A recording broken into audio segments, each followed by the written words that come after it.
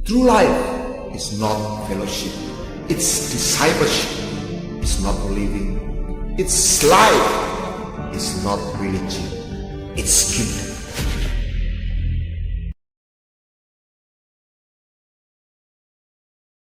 Amin. Shalom, selamat pagi semua. Mari saya bawa Anda kembali kepada 2 Tawari pasal 16, 2 Tawari pasal 16 ayat yang ke-9. 2 Tawari pasal 16 ayat yang ke-9. 2 Tawari pasal 16 ayat yang ke-9 yang lalu kita sudah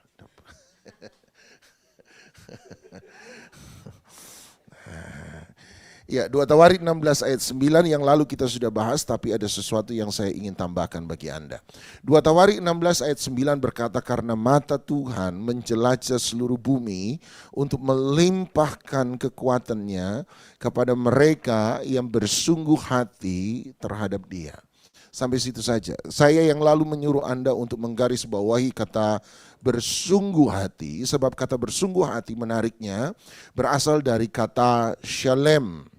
Dan sekali lagi ketika Anda mendengar kata shalem, Anda merasa familiar sebab ada dua kemungkinan besar. Nomor satu, Anda teringat dengan kata Yerusalem, kota damai sejahtera, atau kemungkinan kedua adalah Anda mengingat kata shalom yang memang berarti damai sejahtera. Pertanyaannya adalah mengapa kata shalem dalam 2 Tawari 16 ayat 9 kemudian diterjemahkan dengan kata bersungguh hati. Padahal kalau shalem berarti shalom, Yerusalem yang berarti kota damai sejahtera, pertanyaannya kenapa tidak diterjemahkan sebagai damai sejahtera, tetapi justru diterjemahkan sebagai bersungguh hati. Jawaban sederhananya adalah sebab shalom, damai sejahtera, memang berasal dari akar kata shalem yang arti sesungguhnya adalah devoted. Satu pengabdian yang sungguh-sungguh, sesuatu yang utuh, sesuatu yang tidak terpecah, sesuatu yang tunggal, sesuatu yang tidak terbelah. Kalau Anda ke Israel dan kemudian Anda ketemu orang Israel, Anda tanya pada mereka, kenapa shalom, damai sejahtera, berasal dari akar kata shalem, devoted, sebuah pengabdian yang utuh, pengabdian yang tidak terpecah, tidak berdiri pada dua perahu, dua kaki yang berbeda. Kenapa? Jawaban mereka akan kira-kira begini kemungkinan besar. Sebab damai sejahtera memang berasal dari sebuah keutuhan. Di mana ada keutuhan, di situ ada damai sejahtera. Sebaliknya di mana ada perpecahan, di situ pasti tidak akan ada damai sejahtera. Itu sebabnya shalom, damai sejahtera berasal dari kata menjadi utuh, menjadi satu, menjadi tidak terpecah, tidak terbelah. Berarti rumah tangga yang terpecah adalah rumah tangga yang tidak punya damai sejahtera. Organisasi yang terpecah adalah organisasi yang tidak punya damai sejahtera. Jiwa yang terpecah, jiwa yang tidak utuh, artinya orang yang antara apa yang dia yakini dan apa yang dia lakukan itu berbeda, artinya munafik. Orang yang munafik tidak akan punya ketenangan dalam hidupnya. Ketika seseorang berbohong, apa yang dia katakan dan apa yang dia tahu menjadi berbeda, maka dia juga tidak akan pernah punya ketenangan dalam kehidupannya. Berbohong itu adalah hal yang sukar. Sebab untuk menutupi sebuah kebohongan, Anda membutuhkan kebohongan yang baru. Setuju? Untuk menutupi sebuah kebohongan, maka Anda akan selalu membutuhkan kebohongan yang baru. Kalau Anda terus-menerus berbohong dan terus-menerus berbohong, maka Anda memerlukan kebohongan yang lebih besar untuk menutupi kebohongan yang sudah Anda perbuat. Dan dengan demikian Anda tidak lagi bisa membedakan antara ilusi dan realita. Anda tidak lagi bisa membedakan antara kenyataan dan kebohongan. Untuk berbohong bukanlah sesuatu yang mudah. Itu sebabnya seorang pembohong tidak akan pernah punya ketenangan dalam hidupnya. Ketika apa yang kita harapkan dan realita yang kita lihat ketika menjadi berbeda, maka kita juga tidak pernah bisa punya ketenangan. Kita tidak punya damai sejahtera, shalom. Oleh sebab itu, shalom dalam Alkitab adalah sebuah tema yang sangat besar. Satu tema yang sangat besar. Tuhan Yesus berkata, dari mana dunia tahu bahwa kamu adalah muridku? Ketika kamu saling mengasihi satu sama lain. Artinya dari mana tanda pemuritan sesungguhnya? Tanda pemuritan tidak diletakkan pada pengetahuan, tetapi tanda pemuritan diletakkan pada kesatuan. Kapan seseorang disebut murid Yesus? Dia berkata, you love one another. Kamu saling mengasihi satu sama lain. Artinya kamu bisa satu, kamu bisa utuh. Kamu tidak menjadi terpecah, kamu tidak menjadi terbelah. Damai sejahtera itu turun. Disitulah orang melihat bahwa kamu adalah muridku. Damai sejahtera berarti menjadi sesuatu yang sangat penting. Salah satu fungsi dari damai sejahtera, menurut saya adalah damai sejahtera dapat menjadi alat untuk mengerti bahwa kita sementara ada dalam kehendak Tuhan. Salah satu fungsi dari damai sejahtera adalah lewat damai sejahtera kita menjadi mengerti bahwa kita sementara ada dalam kehendak Tuhan. Coba Anda pergi ke Roma 14 ayat 17, ayat terkenal. Paulus berkata, Roma 14 ayat 17 ayat terkenal, sebab kerajaan Allah bukanlah soal makanan dan minuman, tetapi soal kebenaran, damai sejahtera, dan sukacita oleh Roh Kudus. Paulus berkata, sebab kerajaan sorga, kerajaan Allah. Tuhan Yesus dalam doa Bapa kami mendefinisikan kerajaan Allah sebagai ini. Ketika dia berkata, datanglah kerajaanmu, jadilah kehendakmu. Anda lihat, jadi itu adalah komparasi. Datanglah kerajaanmu. Bagaimana caranya datang kerajaan sorga? Jadilah kehendakmu. Setiap kali kehendak Tuhan terjadi di bumi seperti di sorga, maka kita mengatakan kerajaan sorga itu hadir. Setuju? Sebab dia berkata, bagaimana kerajaan sorga itu datang? Dia berkata, buatlah kehendak Allah terjadi di bumi seperti di sorga. Artinya setiap kali kehendak Tuhan terjadi di muka bumi seperti yang ada di dalam sorga, maka kerajaan sorga itu hadir di muka bumi. Ketika kehendak Tuhan terjadi atas keluarga kita, maka kerajaan sorga hadir di tengah-tengah keluarga Anda dan saya. Ketika kehendak Tuhan kita lakukan dalam kehidupan kita, maka sesungguhnya menurut doa Bapa kami, kerajaan sorga itu hadir dalam kehidupan Anda dan saya. Paulus berkata kerajaan Allah, Tuhan Yesus berkata kehendak Allah. Jadi dia berkata kehendak Allah dapat dilihat lewat 3 hal. Nomor 1, kebenaran. Kehendak Allah tidak boleh berlawanan dengan kebenaran. Setuju? Kehendak Allah tidak boleh berlawanan dengan kebenaran. Sebab dia berkata tanda dari kerajaan Allah, artinya tanda dari kehendak Allah, nomor 1, kebenaran. Jadi enggak usah tanya, Pak, bagaimana kalau saya selingkuh dengan istri orang? Itu bukan kehendak Allah. Enggak usah ditanya. Seringkali orang tanya jemaat aneh-aneh, tapi Pak sudah cinta bagaimana? Oh Tuhan ya, haleluya. Terjadilah menurut kehendakmu.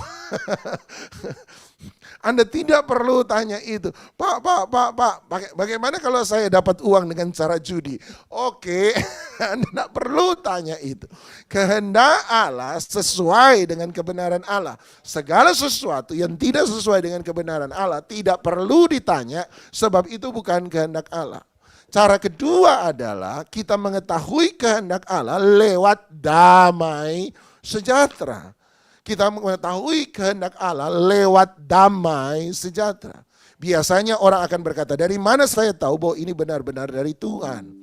Jawabannya seringkali adalah ada damai dalam kehidupan kita. Ini yang saya mau katakan pada Anda hari ini, sekedar informasi.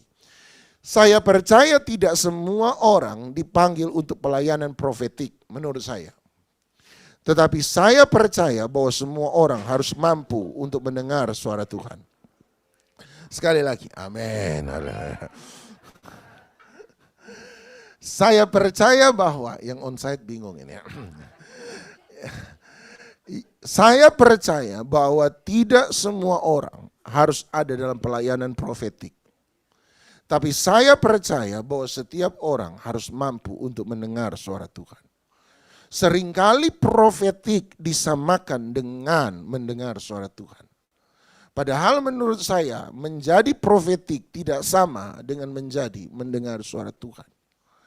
Ini perbedaan saya. Ini menurut saya belum pernah dengar orang bicara soal ini dan hampir belum pernah dengar orang memberi perbedaan antara nubuatan dan mendengar suara Tuhan. Sebab seringkali menurut saya kita terjebak menyamakan dua hal ini. Mendengar suara Tuhan sama dengan nubuatan. Sehingga orang berpikir bahwa ketika pendeta bicara tentang mendengar suara Tuhan, Alkitab bicara tentang mendengar suara Tuhan, yang dimaksud dengan mendengar suara Tuhan adalah ada dalam pelayanan nubuatan. Saya tidak percaya demikian. Saya percaya bahwa nubuatan dan mendengar suara Tuhan adalah dua hal yang berbeda. Hal yang paling utama untuk membedakan antara nubuatan dan mendengar suara Tuhan adalah nubuatan berfungsi untuk memberitahukan pada sekelompok orang apa yang harus mereka lakukan ketika mereka berjalan ke depan bersama-sama dengan Tuhan. Nubuatan berfungsi untuk memberitahukan kepada sekelompok orang, satu bangsa, satu kelompok orang, apa yang ada di depan ketika mereka berjalan bersama-sama dengan Tuhan. Apa yang harus mereka kerjakan di depan, apa yang harus mereka lakukan, apa yang harus menghindari. Jadi nubuatan adalah perkataan Tuhan, firman Tuhan untuk sekelompok orang. Sementara mendengar suara Tuhan, saya percaya adalah hubungan pribadi kita dengan Tuhan. Ketika kita berhubungan dengan Tuhan sebagai pribadi, maka kita percaya bahwa Tuhan yang adalah pribadi bisa berbicara. Itu sebabnya ketika saya membangun hubungan dengan Tuhan, maka saya mendengar Tuhan berbicara. Nubuatan untuk sekelompok orang, mendengar suara Tuhan adalah untuk saya pribadi.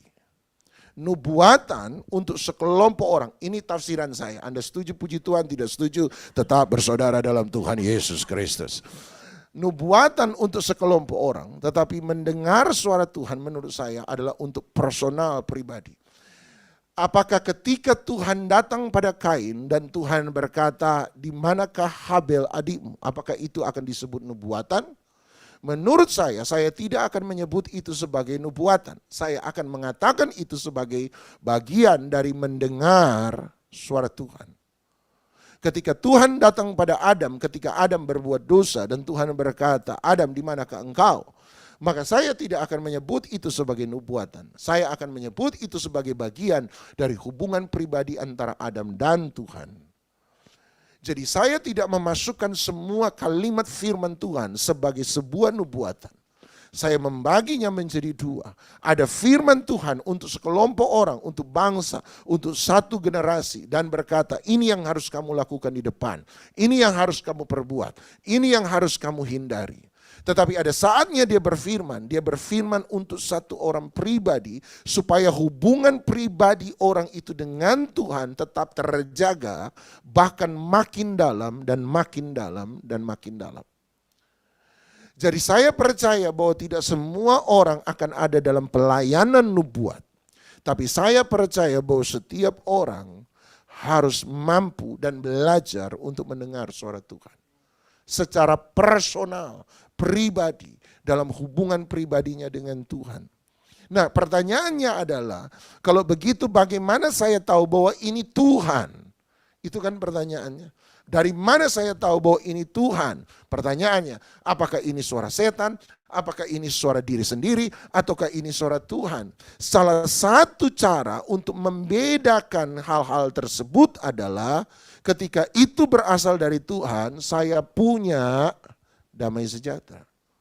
Saya punya damai sejahtera. Ingat, sekali lagi ingat baik-baik. Ada damai sejahtera yang palsu. Tetapi ketika itu benar-benar dari Tuhan, saya percaya bahwa memang ada damai sejahtera.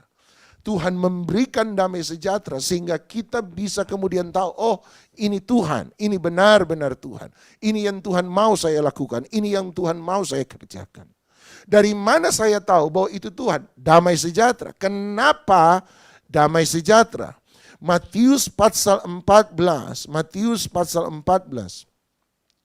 Matius pasal 14 ayat 22. Pertanyaannya kalau begitu yang berikut adalah kenapa damai sejahtera? Kenapa damai sejahtera? Matius 14 ayat 22. Sesudah itu Yesus segera memerintahkan murid-muridnya naik ke perahu dan mendahuluinya ke seberang. Sementara itu dia menyuruh orang banyak untuk pulang. Ayat 23. Dan setelah orang banyak itu disuruhnya pulang, Yesus naik ke atas bukit untuk berdoa seorang diri. Ketika hari sudah malam, dia sendirian di situ.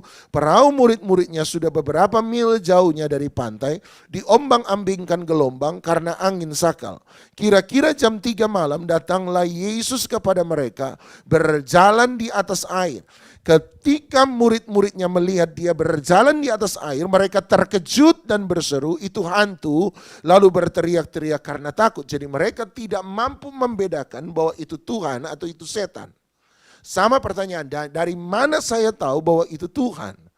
Sama, murid-murid hari itu ada dalam kondisi yang sama. Mereka tidak mampu membedakan apakah ini Tuhan, apakah ini setan, apakah ini benar, apakah ini dosa, ini Tuhan mau, ataukah ini yang tidak Tuhan mau. Ayat 27, tetapi segera Yesus berkata kepada mereka, apa? Tenanglah, aku ini, jangan takut. Kenapa damai sejahtera menjadi tanda yang penting untuk mengerti bahwa kita sementara ada dalam kehendak Tuhan? Ayat 27 sederhana. Sebab ketika kita berjalan dengan Yesus, di situ ada penghiburan, kekuatan untuk menghadapi ketakutan. Dia berkata, aku ini. Berarti selama dia ada, jangan takut. Ketika dia berkata, aku ini, tenanglah, aku ini. Aku dia, aku berjalan dengan engkau, aku benar-benar Tuhan. Jangan takut, jangan takut. Kenapa damai sejahtera menjadi sesuatu yang penting untuk mengetahui bahwa saya sementara berjalan dalam kehendak Tuhan? Sederhana, sebab kalau kita berjalan dalam kehendak Tuhan, dia beserta dengan kita. Dan kalau dia beserta dengan kita, jangan takut. Gelombang dan badai boleh datang. Tetapi ketika kita yakin bahwa Tuhan ada di dalam kehidupan kita, jawaban sederhana adalah jangan takut. Anda masih ingat ketika dia tertidur di perahu, angin gelombang dan badai begitu besar. Saya percaya istilah orang Manado, tidur mati itu. Artinya sudah tidur, kebakaran, gempa bumi gak sadar. Dan benar-benar angin gelombang sudah datang dan mereka berkata, Yesus apakah kamu tidak peduli kalau kami akan mati? Itu pertanyaan yang paling hebat untuk ditanyakan kepada juru selamat seluruh dunia. Apakah engkau tidak peduli bahwa kami akan mati? Yesus peduli. Dan mereka bertanya, kenapa?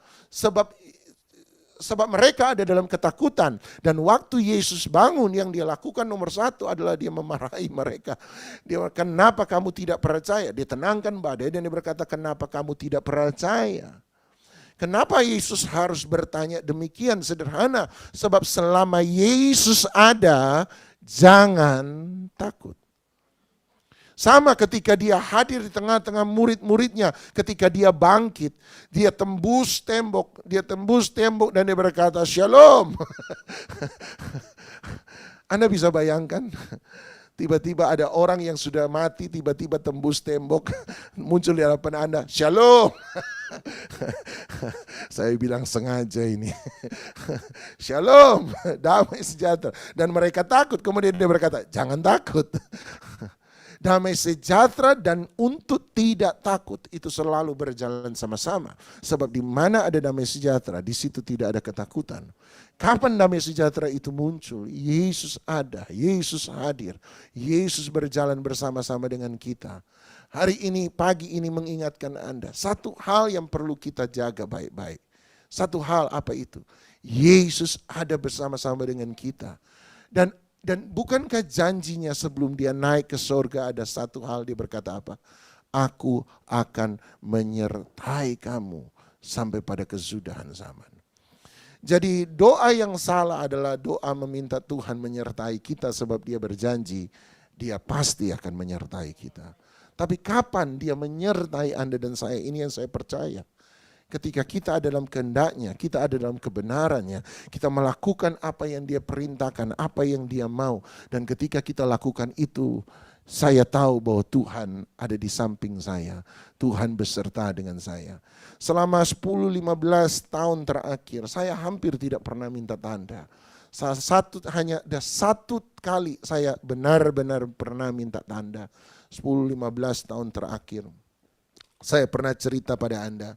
Satu kali waktu saya keluar kerjaan, melayani full time, bukan persoalan itu. Tapi ada satu kali saya jadi bertanya-tanya, apakah saya benar-benar sementara ada pada jalurnya Tuhan. Jangan-jangan bahwa saya keluar dari kerjaan hanyalah euforia, emosi semata-mata.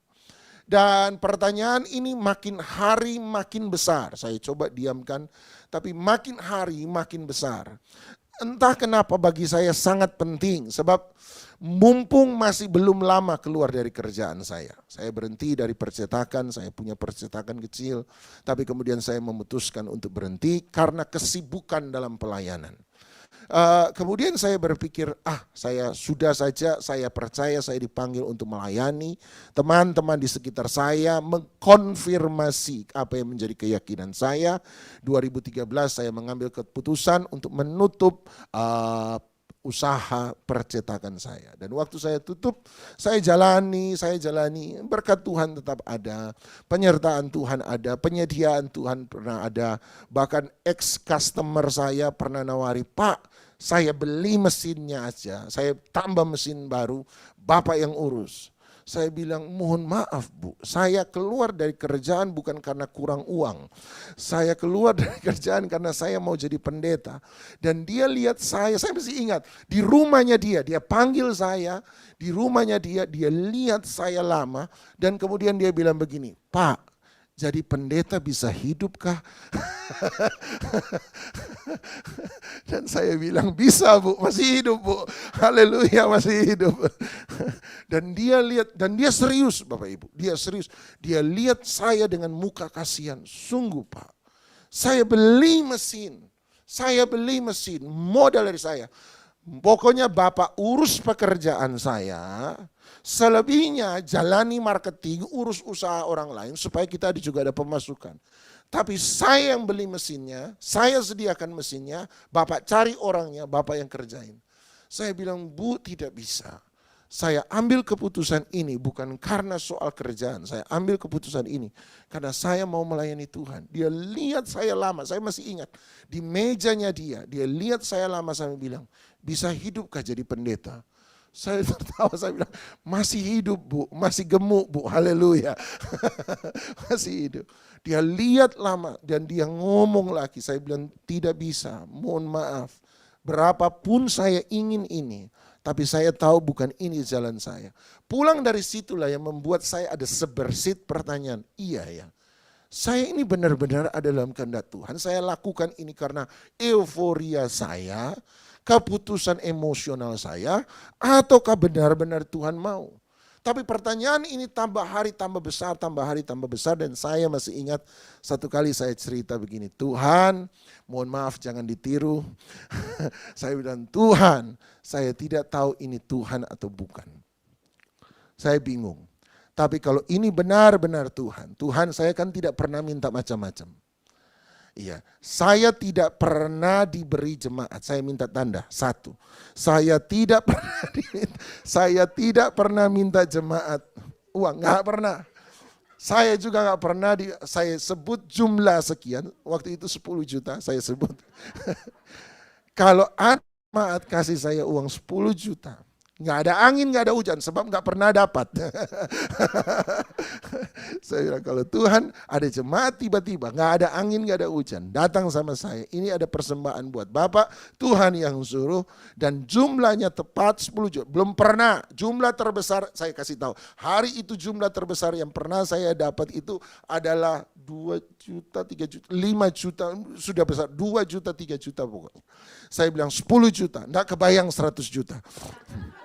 Enggak kebayang, iman saya 10 juta. Saya bilang, kalau ada yang beri 10 juta, saya tahu ini dari Tuhan. Kurang dari 1 bulan, kurang dari 1 bulan. Sebenarnya ada peristiwa di mana orang itu seharusnya saya percaya disuruh Tuhan. Dia tidak ketemu dengan saya. Dia pakai orang lain untuk menghubungi saya itu sudah keburu pulang. Dia cari saya sekian bulan, tidak ketemu. Tapi tiba-tiba tidak sampai sebulan, 2-3 minggu kemudian, tiba-tiba ada orang, Pak nomor rekening, itu seumur hidup gak ada yang tanya. Itu pertanyaan yang saya dambakan seumur hidup. Pak nomor rekening. Kenapa? Saya nggak pernah minta. Sudah Pak, kasih sama orang lain. Oh enggak. Ini padahal kenalan lama.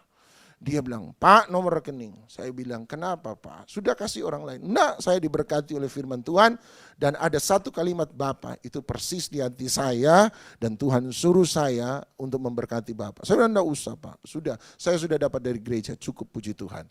Enggak Pak. Dia bilang, enggak. Kasih nomor rekening ya, saya tunggu. Dia tutup. Saya biarin saudara, saya biarin. Tiba-tiba dia telepon. Pak, mana nomor rekeningnya? Iya Pak, belum. Nanti, jangan lupa loh ya Pak. Iya, saya enggak kasih nomor rekening saya. Kemudian dia telepon lagi. Mana nomor rekeningnya? Enggak dikasih, sungguhan Pak. Saya bilang, Pak serius, ini benar dari Tuhan. Dia bilang, benar dari Tuhan. Sudah, kasih nomor rekening. Iya, akhirnya saya kasih nomor rekening saya. Dan yang paling luar biasanya ketika dia transfer, saya lihat persis 10 juta. Saya bilang, Tuhan, kebetulan, bolehkah saya minta 1 kali lagi? Dan dalam 1 bulan itu, saya minta 3 kali. Dia beri yang pertama, dia beri yang kedua, dia beri yang ketiga. Dan setelah ketiga saya bilang 1 kali lagi, tidak muncul. Dalam 1 bulan itu tidak muncul. Dalam 1 bulan itu 3 orang tiba-tiba ngirim jumlah yang sama. Tidak ada angin, tidak ada hujan. Ada orang kemudian, Pak terima kasih sudah pelayanan sepanjang tahun di gereja kami. Ini ada persembahan kami buat Bapak. Ini persembahan ekstra. Dan waktu saya buka saya kira dos handphone. Ternyata waktu saya buka, sebab saya pernah diberi handphone sama dia, tapi waktu saya buka ternyata kembali lagi jumlah yang sama. Kemudian ada orang lagi yang kemudian memberkati saya dengan jumlah yang sama. 3 kali saya minta keempat, yang keempat tidak datang-datang. Tapi hari itu saya tahu waktu saya dapat yang pertama, yang kedua, dan yang ketiga. Saya tahu satu hal.